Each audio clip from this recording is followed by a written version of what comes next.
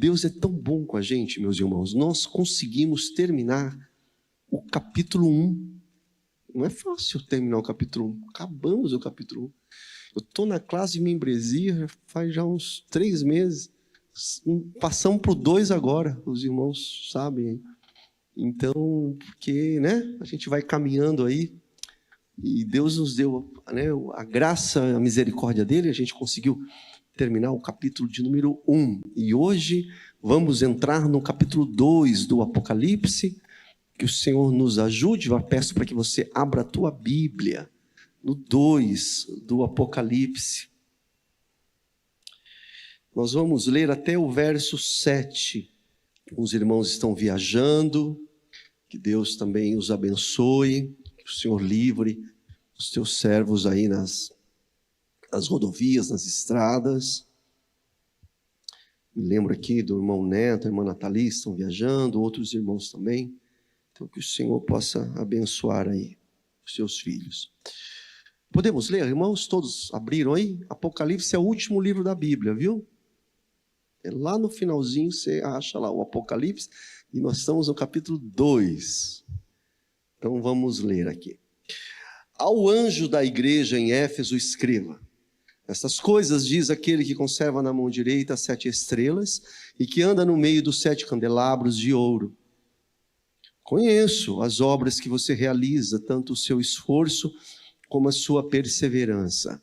Sei que você não pode suportar os maus e que pôs à prova os que se declaram apóstolos e não são, e descobriu que são mentirosos. Você tem perseverança e suportou provas por causa do meu nome, sem esmorecer. Tenho, porém, contra você o seguinte: você abandonou o seu primeiro amor. Lembre-se, pois, de onde você caiu, arrependa-se e volte à prática das primeiras obras. Se você não se arrepender, virei até você e tirarei o seu candelabro do lugar dele. Mas você tem a seu favor o fato de que odeia as obras dos nicolaítas, os quais eu também odeio. Quem tem ouvidos, ouça o que o Espírito diz às igrejas.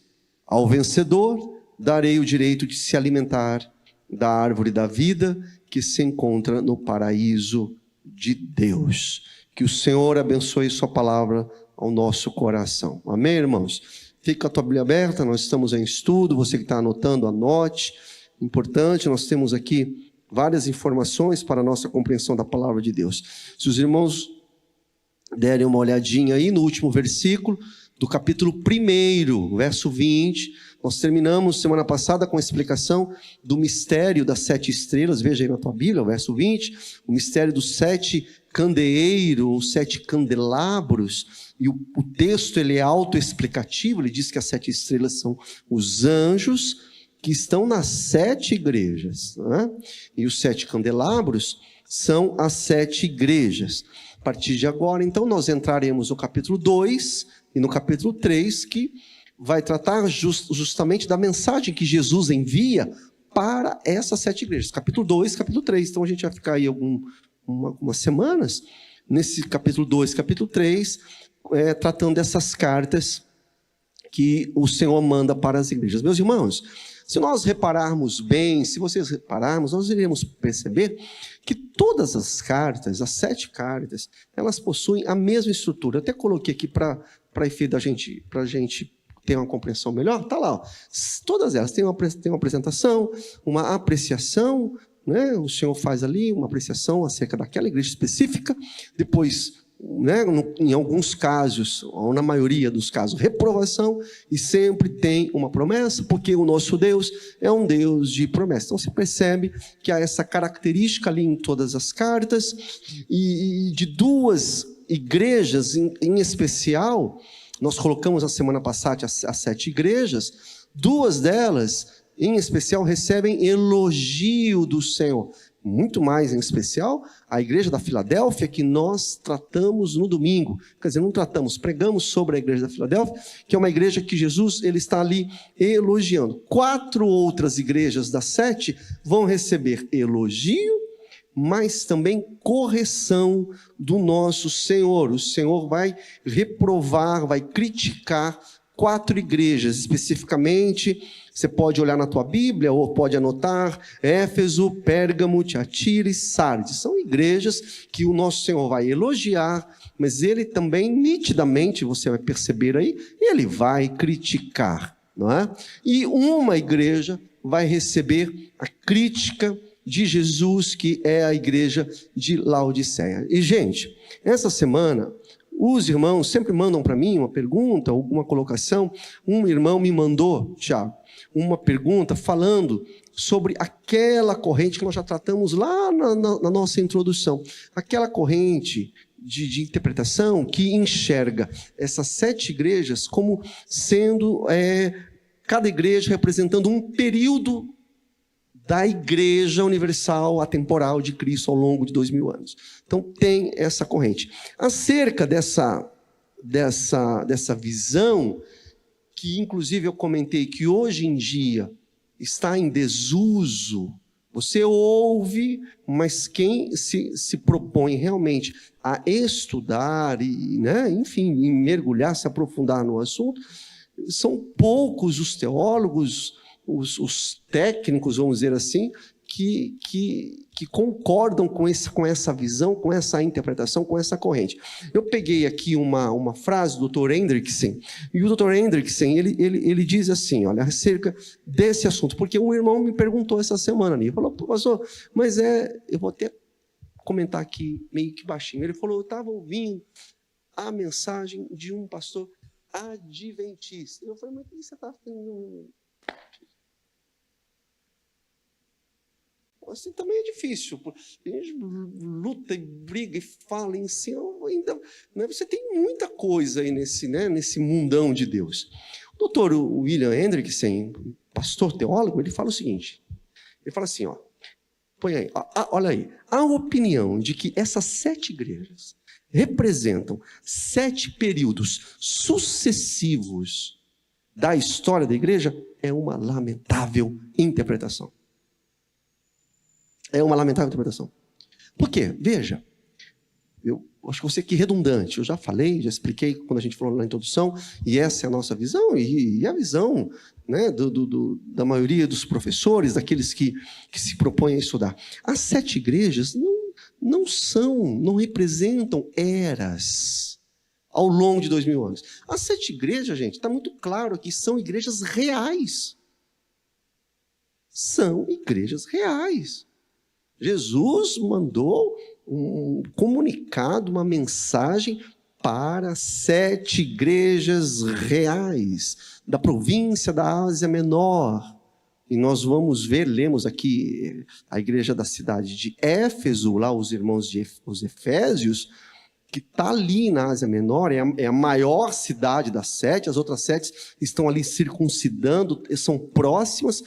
Nós colocamos até um mapa, você faz uma imagem oval, são próximas as cidades, que o apóstolo João, com certeza, certamente ele tinha proximidade, ele conhecia, inclusive ele era pastor da igreja de Éfeso. Portanto, são igrejas reais, e são igrejas que a mensagem que Jesus está enviando, essas mensagens dialogam com as igrejas de Cristo ao longo de 2000 anos. Você lê a mensagem que o Senhor está mandando para Éfeso, que é o caso de hoje, com certeza você vai ler e falar: meu Deus, tem misericórdia de mim, o Senhor está falando conosco através da mensagem que ele enviou para Éfeso. Ou seja, são igrejas reais, e essa mensagem que o Senhor está enviando para essas igrejas são mensagens que se aplicam à igreja geral em todos os tempos. Então, em algumas igrejas mais puras, o Senhor elogia. Igrejas que são mais comprometidas com o Evangelho, igrejas que são mais comprometidas com a palavra, com a doutrina, que são mais obedientes, o Senhor elogia. E igrejas que não são tão puras, são igrejas do Senhor, são igrejas, até mesmo a Laodiceia é a igreja do Senhor. O Senhor, ele mesmo disse que ele está no meio dos candelabros. O que são os candelabros mesmo, meus irmãos? As igrejas, mesmo a igreja indisciplinada, a igreja que precisa de correção, aquela igreja que está lá desobediente, mas é a igreja. Mas é uma igreja menos pura, é uma igreja que não está obedecendo assim a palavra do Senhor, e o Senhor vai disciplinar, o Senhor vai corrigir, Ele vai criticar. Então é importante que fique claro isso, para que a gente não perca a mão, tá bom? Muito bem, olha só, nós vimos na semana passada que no capítulo 1, tá, lá no capítulo 1, falamos aqui, ele está no meio dos candeeiros, dos candelabros, o Senhor está no meio da igreja. Agora observe no verso 1 aí do capítulo 2 que nós lemos, dá uma olhadinha. O Senhor, ele anda no meio da igreja, ou seja, ele sonda na igreja. É muito importante porque a igreja, ela é atacada. Igreja como a nossa é atacada. As igrejas ali do Apocalipse são igrejas atacadas, são ataques internos, são ataques externos. Eu coloquei uma listinha, põe para mim, Laia, mas você pode acrescentar mais itens aí. Isso aí são itens que eu coloquei. Então, por exemplo, a igreja, ela é atacada por esfriamento, ela é atacada por perseguição, heresias, enganos, mentiras, relacionamentos, confusos, falta de amor, imoralidade, presunção, soberba. Tudo isso são ataques externos, como perseguições, ataques internos que nós temos que prestar atenção e falar: Senhor, tem misericórdia da minha vida, me abençoa que eu sou teu servo, para que a igreja caminhe de acordo com a tua vontade. Apatia, pecado, tudo isso ataca, tudo isso atrapalha a caminhada da igreja. O nosso Senhor é o Senhor que cura, Ele é o nosso médico, Ele é o nosso remédio, Ele quem cura a igreja de todos esses males. Em linhas gerais, eu quero fazer aqui um comentário rapidinho, uma característica aqui, marcas dessas igrejas, meus irmãos. E eu encontrei um quadro, esse quadro eu encontrei na internet, você pode procurar, você vai encontrar esse quadro, mas eu achei bem interessante, porque ele fideliza realmente, né, essas marcas da igreja. Eu não sei se não está dando para ler, né? Não dá, está pequeno, né? Dá para dar zoom aí. Mas, enfim, o que diz ali? Por exemplo, a igreja de Éfeso. Qual é o problema? O problema da igreja de Éfeso tinha perdido o primeiro amor, nós acabamos de ler. Jesus, ele se apresenta como aquele que anda no meio da igreja. Daí você vê a segunda igreja, a igreja de Esmina. A igreja de Esmina, a dificuldade é que essa igreja enfrentava sofrimentos, duras perseguições, morte, enfim, o que nós falamos? É uma igreja que enfrentava o martírio. E aí Jesus, ele vem e se apresenta como sendo o primeiro, o último, aquele que estava morto e aquele que voltou a reviver, aquele que venceu a morte. Pérgamo. O problema de Pérgamo é uma igreja que estava mundanizada, envolvida, misturada com o mundo, estava perdendo o senso da verdade, né?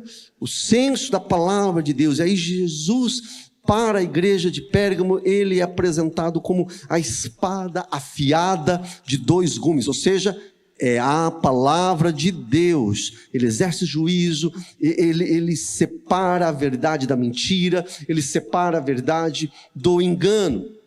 Tiatira, problema da igreja de Tiatira, nós vamos chegar lá na frente, só para dar um tira-gosto aqui. Estava se envolvendo com impurezas, estava tolerando imoralidade dentro da igreja. Jesus escreve ao anjo daquela igreja. Se alguns dizem que é o pastor, então é o pastor daquela igreja que estava tolerando imoralidade. Jesus, ele se apresenta como aquele que tem os olhos de chama de fogo, ou seja, que tudo sonda, está atento a tudo. Igreja de Sardes. A igreja de Sardes tinha a fama de ser uma igreja viva, mas estava morta. Só fama, ibope, né? Mas estava morta. E Jesus é aquele que ele tem os 7 Espíritos de Deus. 7 Espíritos de Deus, já falamos isso no capítulo 1, é a plenitude do Espírito Santo de Deus. A igreja de Filadélfia é uma igreja que tinha pouca força. Pregamos no domingo sobre a igreja de Filadélfia, mas era uma igreja fiel. Lembram disso? Fidelidade, os irmãos lembram ou não lembram? Fidelidade. Filadélfia, uma igreja fiel, né? E o Senhor Jesus, ele é santo e verdadeiro. E por último, a igreja de Laodiceia, que era uma igreja morna, sem fervor espiritual. Estavam lá, mas estavam como que mortos, rica financeiramente, mas pobre espiritualmente, né? E o Senhor está lá, presente, constante, como o princípio da criação. Então vamos lá. Qual é a igreja mesmo hoje, gente? Éfeso.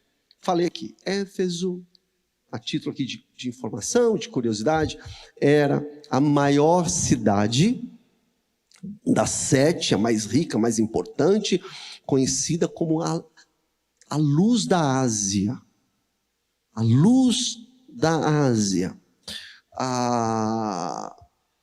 Mais uma informação, tem várias, eu coloquei aqui algumas só para enriquecer aqui a nossa reflexão.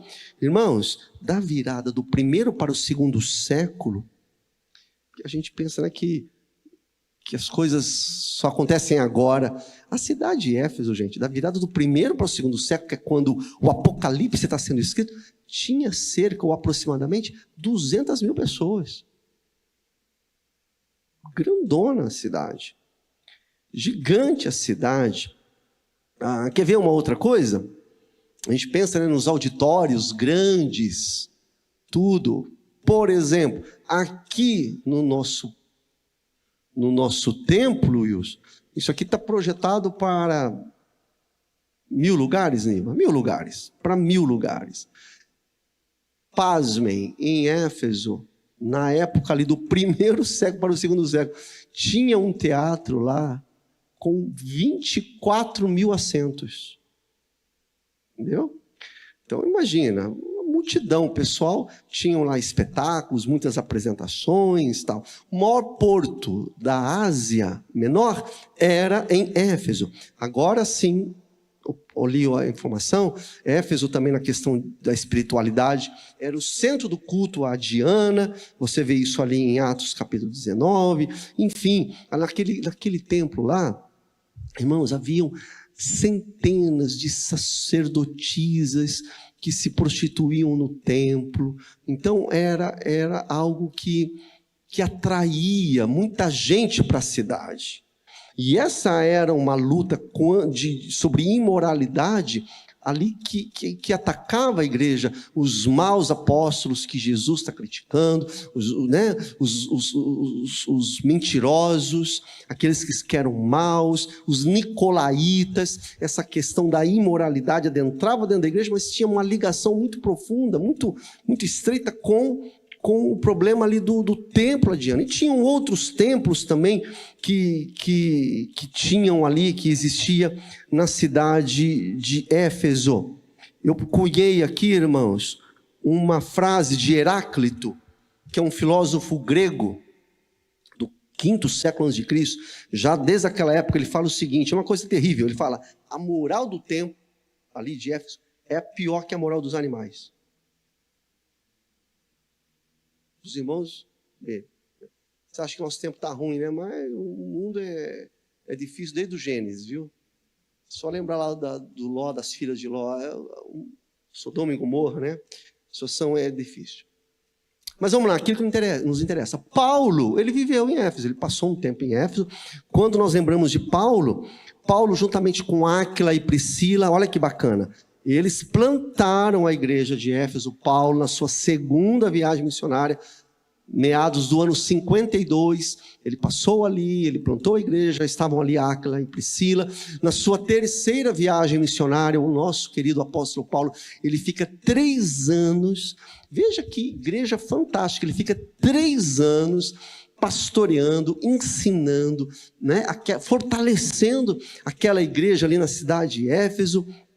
A Bíblia vai mostrar que as pessoas que se convertiam ali, se convertiam de verdade, né? Elas baniam toda a prática do ocultismo. Livros de magia, diz lá em Atos, foram queimados, todos na cidade de Éfeso. E a cidade de Éfeso se tornou já que era o maior porto da Ásia, um porto missionário, né? Dali, muitas igrejas foram plantadas, a palavra de Deus, o evangelho, correu todo o mundo antigo e tudo mais. mais uma informação para quem gosta. Quem foi que escreveu a carta que tem na Bíblia para Éfeso, aos Efésios? Quem foi, irmãos? Ouvi Moisés? Não? Quem? Paulo, o apóstolo Paulo. Ele escreveu essa carta.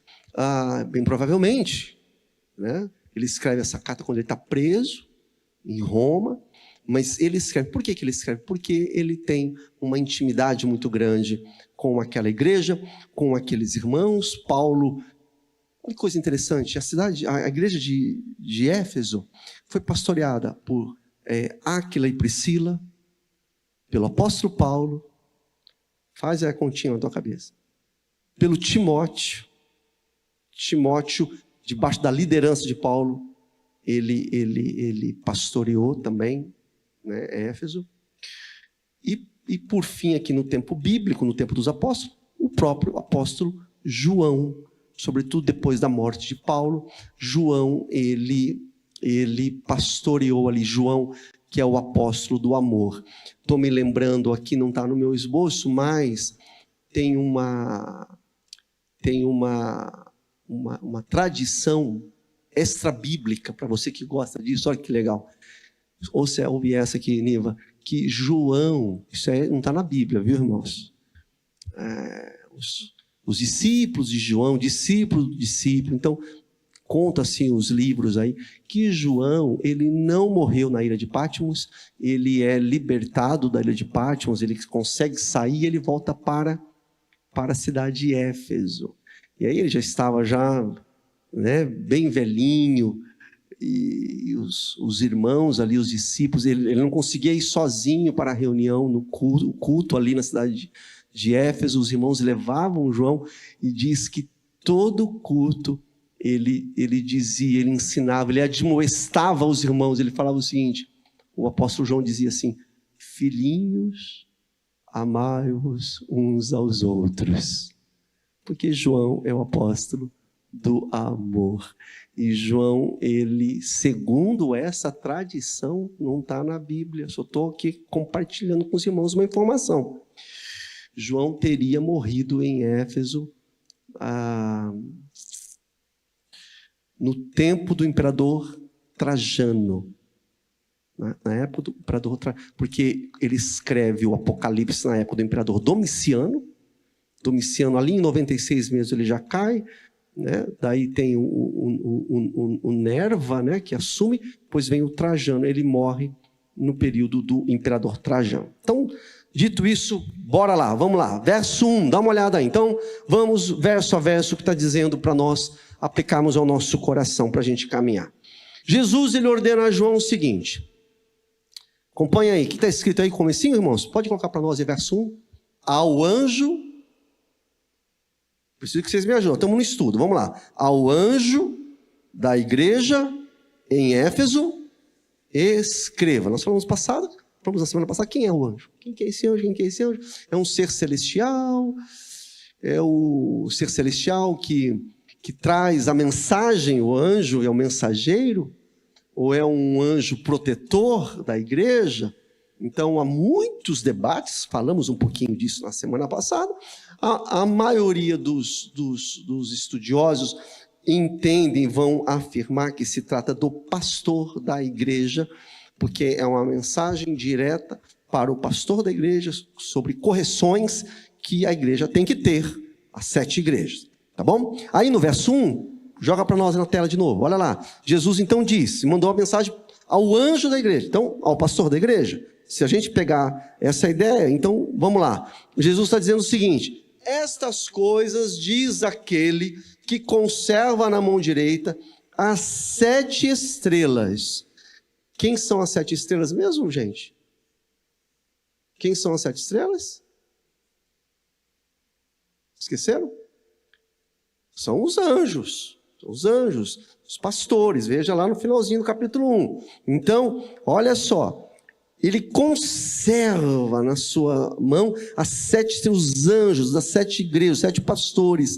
E ele anda no meio dos 7 candelabros de ouro. O que são os candelabros? A gente precisa gravar isso aí. O que são?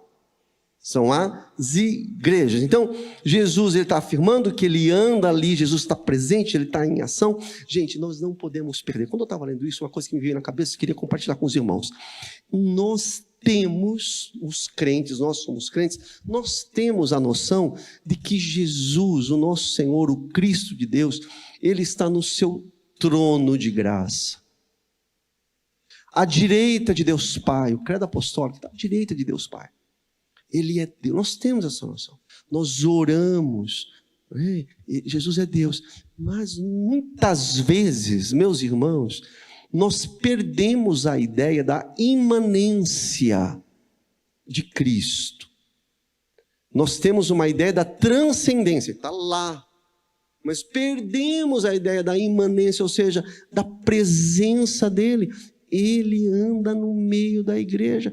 Se nós tivéssemos, meu irmão, minha irmã, você que está em casa, se nós tivéssemos essa consciência de que Jesus, ele está no meio da igreja, ele anda, ele caminha, muitas coisas seriam evitadas. Muitas coisas não aconteceriam. A gente perde muitas vezes essa noção. Jesus está lá, mas Jesus está aqui. Ele está aqui. Ele avalia, ele olha, ele percebe tudo, ele conhece todas as coisas, e ele mesmo diz aqui de que ele anda no meio da igreja. Então nós não podemos perder o senso, o entendimento da presença de Jesus no meio da igreja. Isso é sério, gente. Isso é muito sério, muito sério. A presença de Jesus, o Criador de todas as coisas, o ser mais glorioso que há, o Criador do céu, ele está no meio da igreja. Eu sei que isso muitas vezes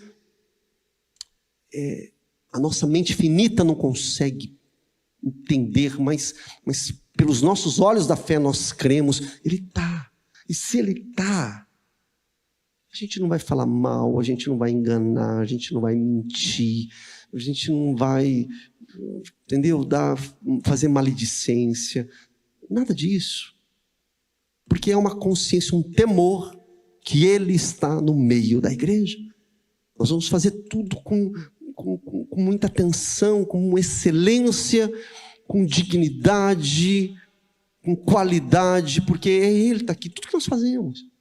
Eu vou para a casa de Deus, na reunião do povo de Deus, na reunião do sangue, é na comunhão. Perseverem na comunhão, cantamos. Jesus está presente. Isso é maravilhoso. Isso deveria fazer arder o nosso coração, né? E nos trazer todos nós para a casa do Senhor, porque Jesus está presente. Talvez se alguém falasse, olha, Jesus vai estar presente em carne e osso. Se soltasse essa notícia, eu não duvido, você duvida? Que não tinha lugar para sentar aqui nessa quarta-feira. Se saísse essa notícia, Jesus vai estar em carne e osso presente lá no culto de quarta-feira, gente, não ia ter lugar, ia estar uma briga aí na porta. Aí. Mas ele está aqui. Promessa dele. Ele está aqui curando, salvando, ensinando, santificando as nossas vidas, nos orientando, nos purificando. Ele está aqui. Então, a gente se perde muitas vezes nesse negócio, que Jesus está lá no trono e ele não está aqui. Gente, ele está aqui. Então, grave. Coloque isso no teu coração e ele presente. É isso aí, ele santifica, ele encoraja, ele nos conserta. Ele, enfim, ele vai cuidando de nós, vai nos repreendendo, vai trazendo arrependimento e assegurando a nossa salvação. Então veja, por isso que eu falei, os apontamentos das 7 igrejas, Tamir, não são para eras específicas. O Efésios é para tal, Tiatira é para outra era. Não, são mensagens aplicáveis toda a igreja, em todo o tempo. Por isso que eu falei agora há pouco, nós estamos lendo o Efésios, e a gente vai entrar um pouquinho aqui agora nos versos, e a gente vai perceber que a gente tem que fazer um autoexame. gente tem que ler lá e falar, peraí, o Senhor, essas cartas, meus irmãos, já vou falar aqui, o Senhor Jesus, é fantástico isso, Ele está apontando aquilo que Ele não gosta e aquilo que Ele aceita. E nós não podemos ser tolos de ficar sentado na nossa poltrona e falar, olha lá o que Ele apontou para a igreja de Éfeso. Esse dedo tem que voltar para mim, porque eu sou Éfeso. Tem coisas aqui que servem para mim, como igreja, comunidade, mas igreja eu também, templo do Espírito Santo, casa de Deus. Né? Então a gente faz a aplicação para nós. Eu leio aqui o texto e eu vejo, olha, Jesus, Ele se agrada disso e mais disso. E a gente vai ler, Jesus não se agrada agora daquilo outro lá. Por isso Ele mandou varada lá na igreja de Éfeso. Tá, e eu? Onde que eu estou me enquadrando? O que o Senhor pode me elogiar e o que o Senhor pode me repreender, me corrigir, me criticar, porque eu não estou legal. Eu estou parecendo essa igreja aqui. Então, por isso é importante a gente olhar aqui para ver que nós estamos agradando ou falhando diante de Deus. Veja só que Éfeso era uma igreja fiel. Põe para mim verso 2, verso 3. Não vou ler, você está aí com um texto colocado na parede, você também está com um texto na tua Bíblia. A gente percebe, eu falei agora há pouco, que problemas rondam a igreja de Jesus. Problemas externos, problemas internos. Para a igreja de Éfeso é a mesma coisa. Tinham lá 2 problemas que estavam circundando, rondando, um externo e outro interno. Primeiro, o externo, a perseguição. Pode deixar o texto aí por enquanto. O externo, veja só, eu já falei aqui, Éfeso era a maior cidade entre as 7 igrejas.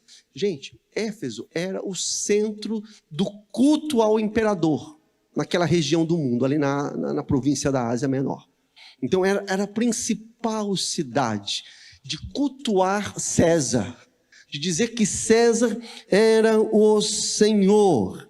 Então, os cidadãos, os moradores de Éfeso deveriam adorar, deveriam ter devoção ter uma veneração pelo imperador. Só para a gente ilustrar aqui, para os irmãos entenderem a loucura que é, no ano 130, Apocalipse está no ano 96, 95, 96. Mas no ano 130, um pouco depois do período aqui do livro do Apocalipse, tem um imperador, que já é depois do Trajano, que é um imperador chamado Adriano. Esse imperador Adriano, gente, ele foi terrível. Eu acho que a gente tem até a imagem dele, se você conseguir lá colocar para nós aí. Tá lá, se puder dar aquele zoomzaço, põe aí grandão para os irmãos verem. Aí, deixa assim um pouquinho.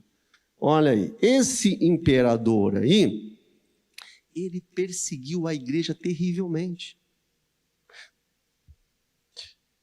E um detalhe aqui, viu? Não é só a igreja que ele perseguiu inclusive os judeus, porque era uma gangorra.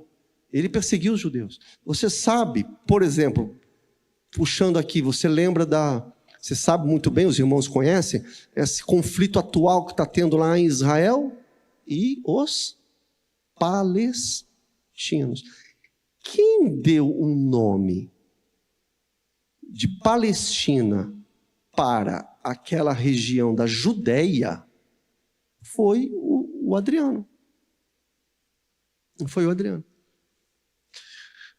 A história vai dizer que o templo de Salomão em Jerusalém, que já tinha sido destruído pelo general Tito, mas o local ali das ruínas, ele ergueu um templo a Zeus.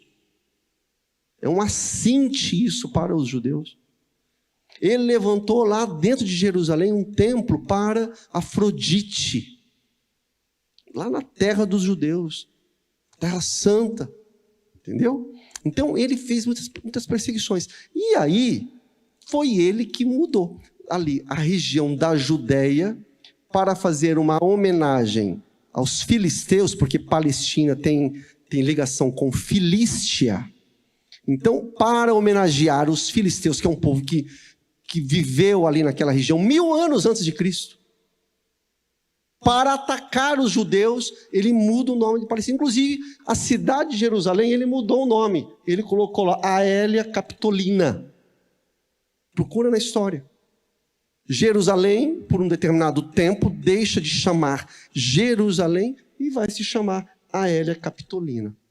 Então eu estou falando isso só para os seus irmãos entenderem que ele vem destruindo o templo, as sinagogas judaicas. Sinagogas que eu preguei aqui um domingo, os crentes inclusive se reuniam também nas sinagogas, porque os crentes messiânicos, judeus, se reuniam nas sinagogas. As sinagogas foram destruídas, foram tornadas, todas elas, em pequenos templos de deuses pagãos, e ele levantou e iniciou uma severa perseguição, não somente aos judeus, mas também aos cristãos. Então ele faz isso. E aí, pegando o que eu estava dizendo, o problema da igreja da cidade de Éfeso, os Efésios, é que havia essa perseguição externa muito grande. Então, dá uma olhadinha no verso 3. Por isso, olha que legal, eu acho isso fantástico, porque você lê, você fala, mas por que Jesus está falando isso? Jesus está falando isso, você precisa inserir na tua informação, no teu conhecimento, melhor dizendo, informações extras. Por que Jesus fala aí, olha, você, Éfeso, você tem perseverança e você suportou provas por causa do meu nome e sem esmorecer. Um leitor menos desavisado, ele vai, o que é isso? Ele passa por cima e não percebe. Jesus está falando, fazendo esse elogio, justamente porque eles perseveraram na prova, suportaram a prova. Que prova? Essa perseguição que vem de fora. Agora, o segundo problema, o primeiro problema é um problema externo. O segundo problema qual é mesmo, meus irmãos? Problema interno. Qual é o problema interno? Eram as heresias. Não bastasse, entendeu? As tribulações que vêm de fora, ainda tinha os problemas de dentro da própria igreja. Só que é o seguinte, os irmãos da Filadélfia, eles eram fiéis e eles receberam o elogio do Senhor.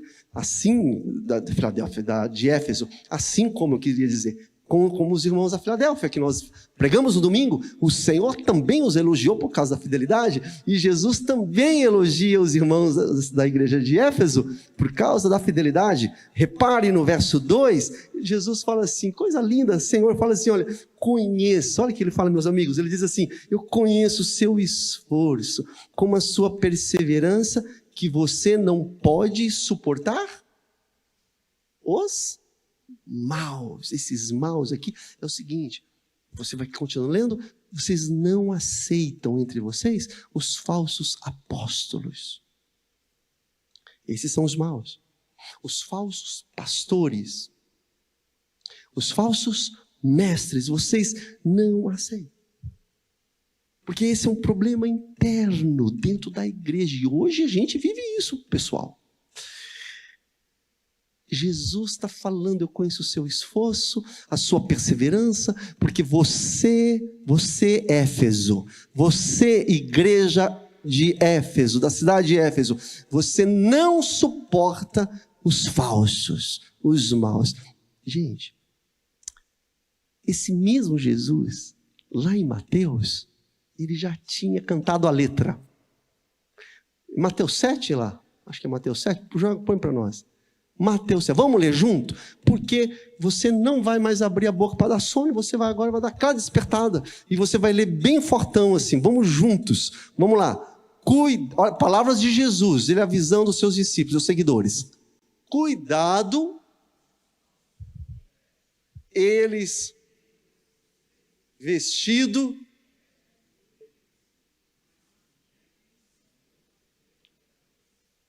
esse aí não é o problema externo da perseguição. O problema externo da perseguição são os romanos. No comecinho da igreja, são os próprios judeus que perseguem. Mas esse problema que Jesus está apontando lá no Evangelho de Mateus é um problema interno. Eles vão entrar Eles vão penetrar no relacionamento de vocês no meio da igreja e se passarem por ovelhas, mas são lobos, devoradores, é o que o Senhor Jesus. Então, que coisa, gente, Jesus falou isso aí em Mateus. Passados 60 anos, a igreja espalhada pelo mundo, pronto, aconteceu justamente isso que Jesus está falando. Tanto é que ele está elogiando a igreja de Éfeso, lá no Apocalipse aí, 60 anos depois do ministério terreno de Jesus, 60 anos, mais ou menos, né? Aproximadamente. E Jesus falou que ia acontecer. Agora, vai lá no Apocalipse, Jesus está falando justamente isso. Olha, vocês estão de parabéns, vocês são fiéis, porque vocês não estão permitindo que os maus, os enganadores, os falsos entrem e ensinem aí entre vocês. Olha que coisa que abre os nossos olhos e enche nosso entendimento da palavra do Senhor. Jesus fala isso aí, meus irmãos, aí em Mateus capítulo 7. Veja que fascinante. Quando você lê o apóstolo Paulo, você acredita que o Paulo falou a mesma coisa? E você acredita que Paulo falou a mesma coisa direto para os Efésios? Porque é o seguinte, em Mateus capítulo 7, Jesus está falando para quem? Me ajudem. Para quem Jesus está falando no capítulo Mateus 7? Para os discípulos, os seus ouvintes ali. Agora, Paulo vai falar isso aí mesmo, mas direto, dirigido para a igreja de Éfeso. Põe para nós aí Atos, olha lá. Aí eu vou ler. Ele está dizendo assim, olha Paulo, Atos 20, isso aí você precisa marcar, irmãos, para você juntar isso com o Apocalipse 2. Olha lá, o apóstolo dizendo, falando dos lobos que penetrariam no meio do rebanho. Eu sei, Paulo dizendo, que depois da minha partida surgirão no meio de vocês falsos mestres. Olha aí, igual Jesus falou, lobos ferozes não vão poupar o rebanho.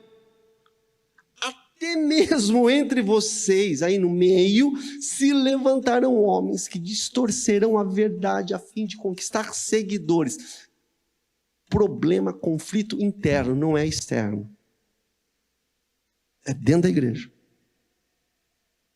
E ninguém chega com cara de lobo, hein? Todo mundo cara de bonzinho, todo mundo sorrindo, todo mundo legal, bacana, amigo, comendo um belo churrasco. Mas daqui a pouco é um lobo que quer destruir, criar desarmonia. Jesus falou, Paulo falou também. E Paulo está falando, se você buscar na tua Bíblia, você está aí em Atos 20, você vai perceber que Paulo está falando exatamente para os irmãos da igreja de Efésios. Paulo falou, olha, eu não tenho dúvidas, eu vou embora. Ele ficou 3 anos, eu vou embora. Eu tenho certeza que depois que eu sair daqui, depois da minha partida, vão chegar aqui os lobos. Aí você pula lá para o Apocalipse. Já estamos lá no ano 90. Dito e feito, é isso mesmo. Mas agora Jesus está elogiando, porque aqueles irmãos, aquela liderança, soube ter sabedoria. A igreja de Éfeso estava enfrentando falsos apóstolos, até porque apóstolo não tem. Apóstolos são aqueles que viram a Jesus ascender aos céus, Atos capítulo 1.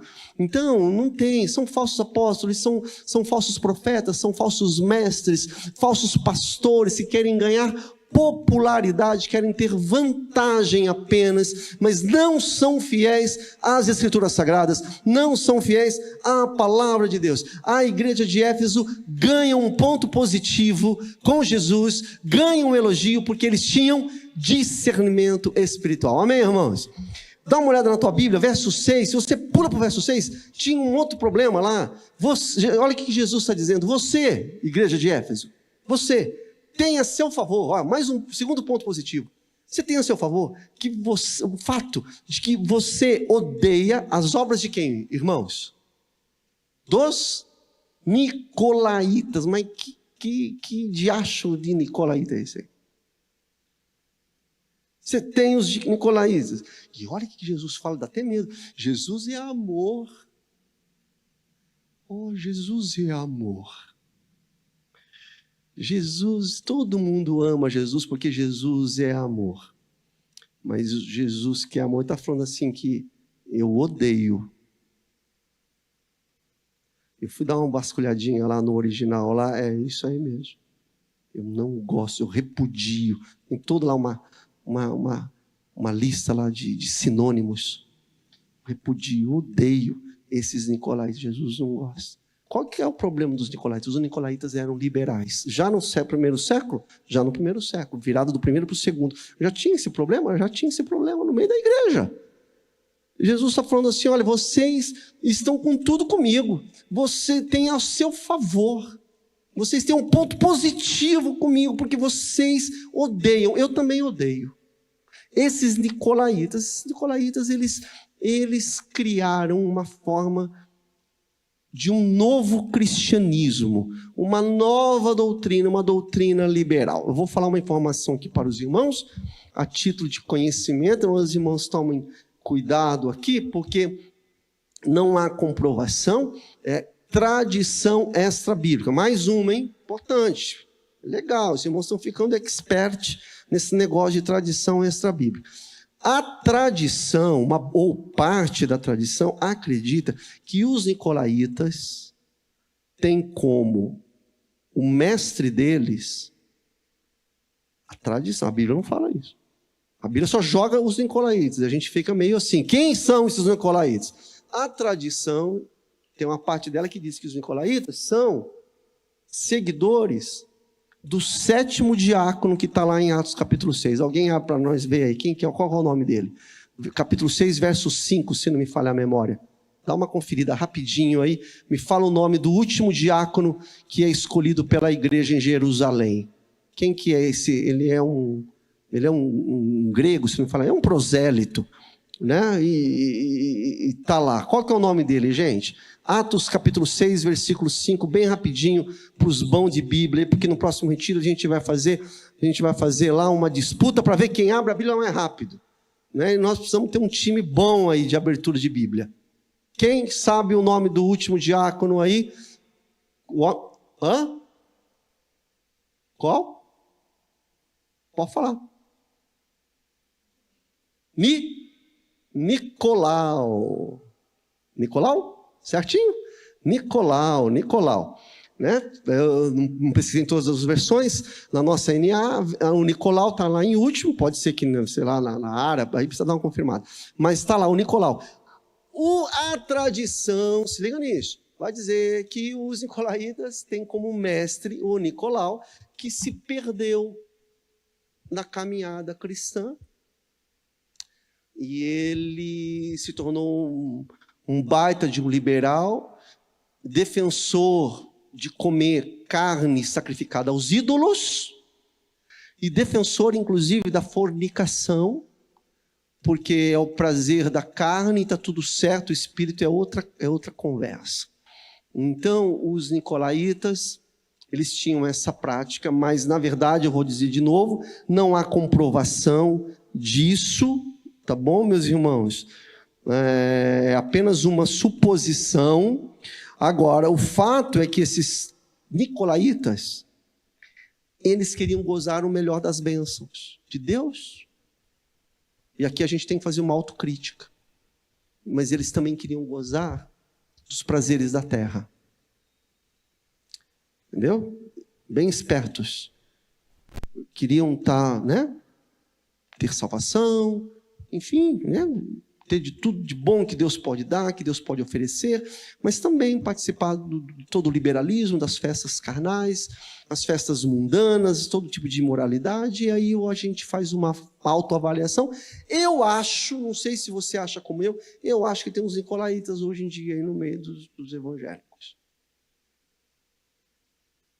Eu acho que não é apenas um negócio específico lá daquele tempo. Agora, o problema aqui é que Jesus está falando que ele odeia. Veja, irmãos, fazendo uma aplicação aqui para nós, a igreja evangélica ela precisa aprender, conforme eu falei agora há pouco, com aquilo que Jesus está dizendo acerca da igreja de Éfeso, ou a mensagem, melhor falando, a mensagem que Jesus está entregando para a igreja de Éfeso, porque as pessoas hoje elas não querem saber de doutrina, elas não querem saber de conhecer a palavra de Deus, elas querem saber da experiência, elas não querem pensar, elas não querem refletir, elas não querem se debruçar nas Escrituras, elas não querem saber o que Deus pensa, o que Deus quer, o que Deus requer de nós. Elas não querem obedecer, elas querem experimentar, elas querem ter arrepio, elas querem gozar a vida, elas querem se tornar próspera, tudo que Deus pode dar, querem ter ibope, mas não querem doutrina, elas querem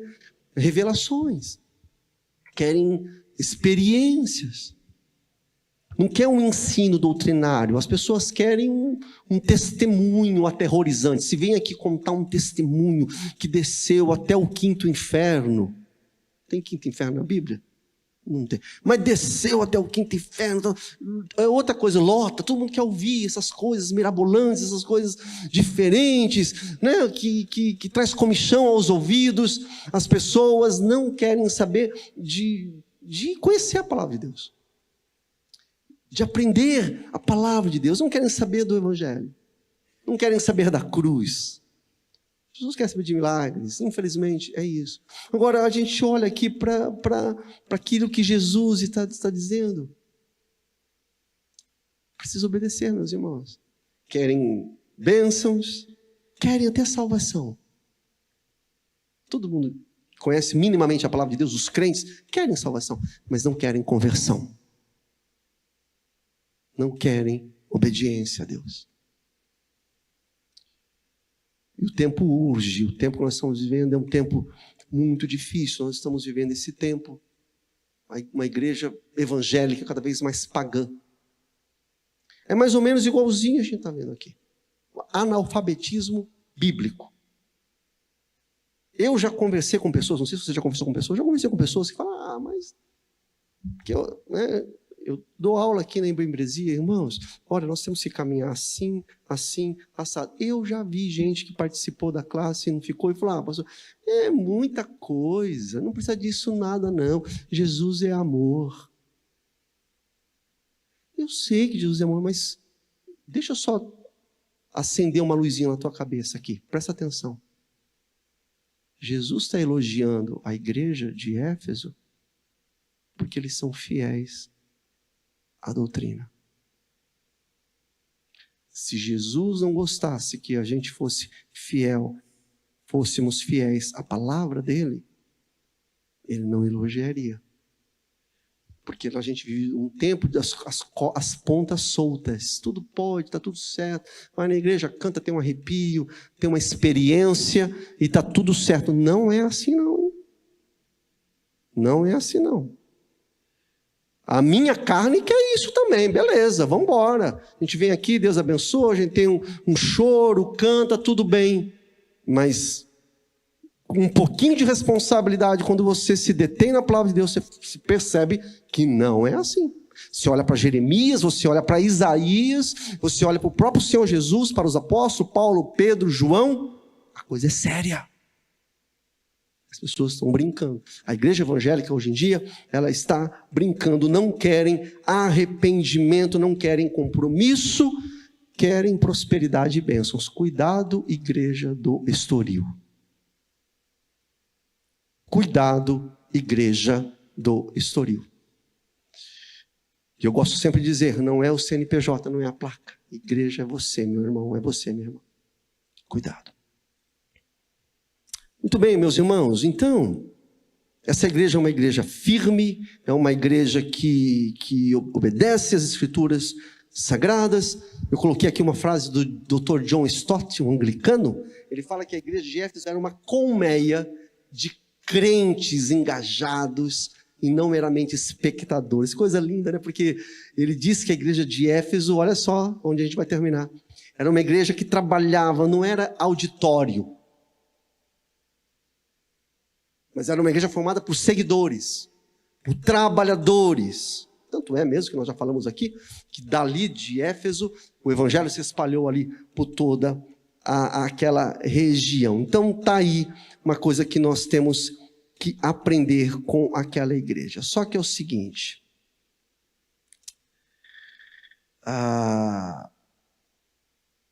por fim, aquela igreja tinha um problema. Nós temos aqui 10 minutinhos, eu quero me deter aqui. Tinha um problema. E nós precisamos parar para pensar um pouquinho. Porque eles eram severos, eles eram doutrinários, tinha uma ortodoxia sólida, conhecimento sólido, trabalhavam, odiavam os falsos mestres, os falsos ensinos, mas na caminhada cristã eles tinham uma deficiência. Verso 4, eles ouviram do Senhor o seguinte: tenho contra você o seguinte. Você pode mudar lá, Inara.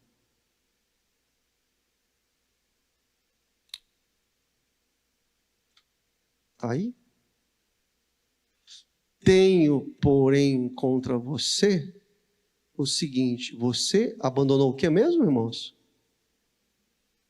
Eles estavam desconectados com a piedade, desconectados com a prática do amor. Veja, como toda igreja iniciante, como todo crente, Éfeso experimentou o amor de Deus e o amor para com Deus. Eles tiveram isso.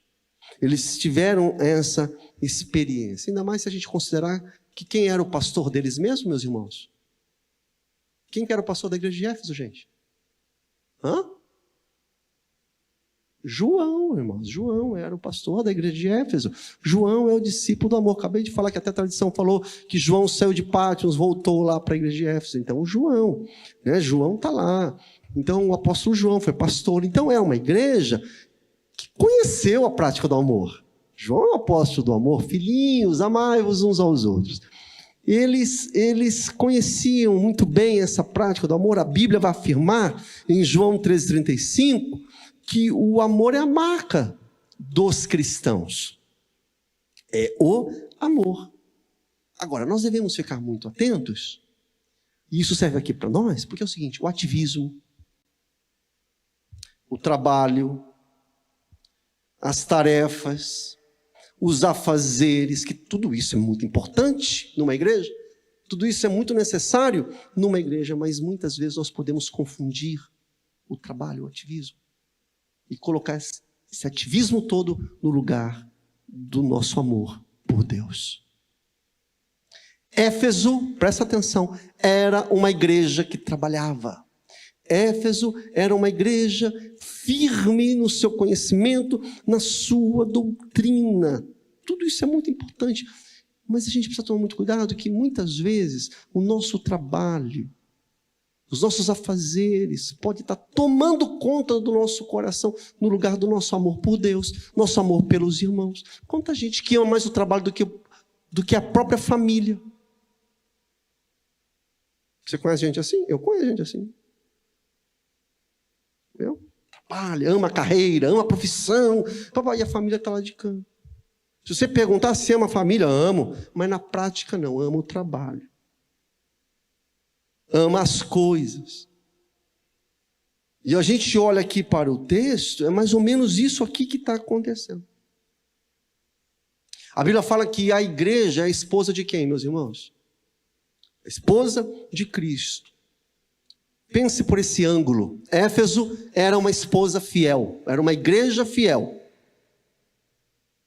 Éfeso era uma igreja firme em suas convicções, mas era uma igreja, segundo o próprio noivo, sem amor por ele. Vê se pode? Pode. Vê se tem cabimento? Pois é, mas acontece. Era uma igreja que trabalhava, mas era uma igreja que perdeu o amor. E quantas vezes isso não acontece, não é mesmo? Então é algo que nós temos que pensar e fazer uma avaliação do nosso ser, de como nós nos relacionamos com Deus. Somos cumpridores dos nossos deveres, mas talvez falta para nós aquela paixão, nosso amor verdadeiro por Jesus. E a Bíblia vai dizer que sem amor pode ter conhecimento, pode ter serviço, pode trabalhar, pode evangelizar, pode pregar, pode fazer o que quiser, meu irmão. Mas se não tiver o amor pelo Senhor, acima de todas as coisas, de nada vale. O nosso trabalho perde-se totalmente. Éfeso era defensora daquilo que era certo. Está cheio de igrejas, ainda mais igrejas históricas, as igrejas batistas. Você encontra crentes que detestam o erro, detestam a corrupção, detestam aquilo que está errado, detestam o mal, detestam o pecado. Cheio de homens, mulheres que trabalham em favor daquilo que é certo, daquilo que é respeitável, daquilo que é ético, daquilo que é zeloso. Serve aqui, serve ali, serve nisso, serve naquilo, mas não ama a Jesus. Irmãos, isso deve despertar o nosso coração. Pode estar fazendo um monte de coisa, defender o ético, aquilo que é correto, mas o seu coração está seco como um deserto. E Éfeso leva essa crítica do Senhor Jesus. Você tem um ponto positivo em favor de vocês. Vocês odeiam os nicolaítas, eu também, mas o problema é o seguinte: vocês perderam o primeiro, o amor. Aquilo que os teólogos chamam de ortodoxia morta. Estão mortos. É só ativismo. Então, terminando, Jesus dá o alerta. É o alerta que é para todos nós, não é só para Éfeso, é para nós, para o Estoril. Lembre-se onde você caiu, diz o verso 5. Lembrar onde caiu, essa é uma decisão. Não adianta chorar, tem gente que chora, fica emocionado, não precisa chorar não. É decisão. Lembre-se onde caiu, volte, porque é o que diz o verso 5, continuando, muda. Arrependa-se e volte à prática das primeiras obras. É igual o filho pródigo. Lembre-se, aonde caiu. Não adianta ficar lamuriando, reclamando. Volte, se arrependa, rompa com o pecado, rompa com o erro, volte às primeiras práticas imediatamente. Porque se não houver arrependimento, o verso 5 termina com um aviso severo de Jesus. Ele fala assim: se você não se arrepender, virei até você e tirarei o que é mesmo, gente? O seu candelabro do lugar dele. Candelabro foi feito para brilhar. Falamos isso semana passada. Foi feito para iluminar. Se não brilhar, é inútil. O Senhor vai tirar o candelabro, o candeeiro. O Senhor vai tirar a menorot. Entendeu? Ele vai tirar os 7 braços, né? o castiçal, ele vai tirar. É a própria igreja. Sabe por quê? Porque o juízo de Deus começa pela casa do Senhor. O juízo de Deus não começa pelo mundo, começa primeiramente no meio do povo de Deus, no meio da igreja de Jesus. Triste que Jesus falou: se você não se arrepender, eu virei e tirarei. Olha que triste aqui. Você vai para a história. Cadê a igreja de Éfeso? São ruínas hoje. Uma igreja pujante, uma igreja frutífera, uma igreja que teve pastores como Áquila, Priscila, Paulo, Timóteo, João. Cadê? Você olha para hoje em dia, quantas igrejas fechadas? Viraram museus, bibliotecas, pubs. A igreja de Jesus prevalecerá, mas a igreja local fecha. Sem amor por Deus, fecha. E não é o prédio, o CNPJ, fecha, eu e você. O Senhor tira o candeeiro, Ele tira o candelabro. Fico alerta aos membros, a nós. 1 Coríntios capítulo 13, verso 1. Ainda que eu tenha o dom de profetizar, falei aqui. Ainda que eu faça isso e faça aquilo, se não tiver amor, nada serei. Verso 7 termina dizendo: quem tem ouvidos, ouça o que o Espírito diz à igreja. Ao vencedor darei o direito de se alimentar da árvore da vida, que se encontra no paraíso de Deus. Ao vencedor, aos remanescentes, o Senhor receberão o direito de se alimentar da árvore da vida que se encontra no paraíso de Deus. Voltaremos ao paraíso do Senhor em comunhão com o nosso Cristo. Quem tem ouvidos, ouça a palavra de Deus. Volte ao primeiro amor. Vamos ficar de pé e vamos orar a Deus.